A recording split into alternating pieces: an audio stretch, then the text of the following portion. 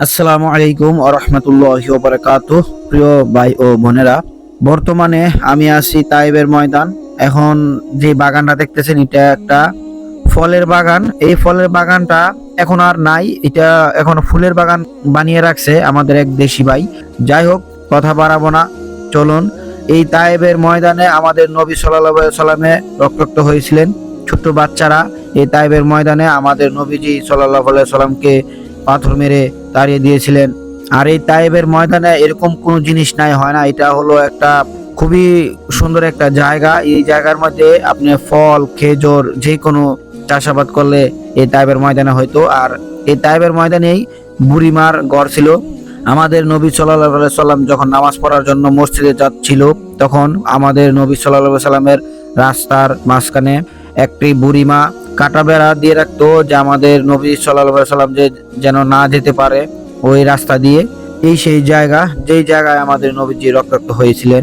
আমাদের নবীজিকে যখন পাথর মেরা হয়েছিল, এই সেই বাগান, ফলের বাগান, এই বাগানে আসছিল। আসার পরে এই ফলের বাগান থেকে নবীজিকে ফলের জুস খাওয়ানো হয়েছিল। খাওয়ানোর পর তারপরে সেই ব্যক্তিও মুসলমান হয়ে যায়, যে ব্যক্তি আমাদের নবীজি সাল্লাল্লাহু আলাইহি সাল্লামকে জুস খাইয়েছিল। তো যাই হোক, আসলে এই বিষয় নিয়ে আমি এত কিছু জানি না, যেটুকু জানি আলহামদুলিল্লাহ আপনাদেরকে জানানোর চেষ্টা করতেছি।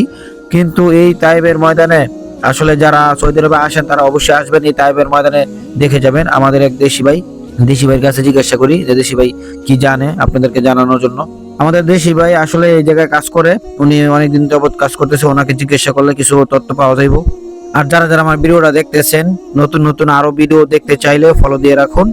আর সবাই অবশ্যই আসবেন এই জায়গার মধ্যে। আমাদের দেশি ভাইয়ের কাছে আসলাম, দেশি ভাইয়ের কাছে জিজ্ঞাসা করি এই তাইবের ময়দানে কি ঘটেছিল আর কিসের জন্য আমাদের নবীজিকে তাড়িয়ে দিয়েছে। তো এই তাইবের বিষয়ে কিছু বলেন। আসলে অনেকে জানতে চায় তাইবে কি ঘটনা হয়েছিল, আমাদের নবীজিকে কেন তাড়িয়ে দিয়েছিল পাথর মেরে বাচ্চারা। আমাদের নবীজি যখন বাচ্চা লোক যখন পাথর মারে তখন রক্তাক্ত অবস্থায় সেই বাগানে এসে পড়ে যায়।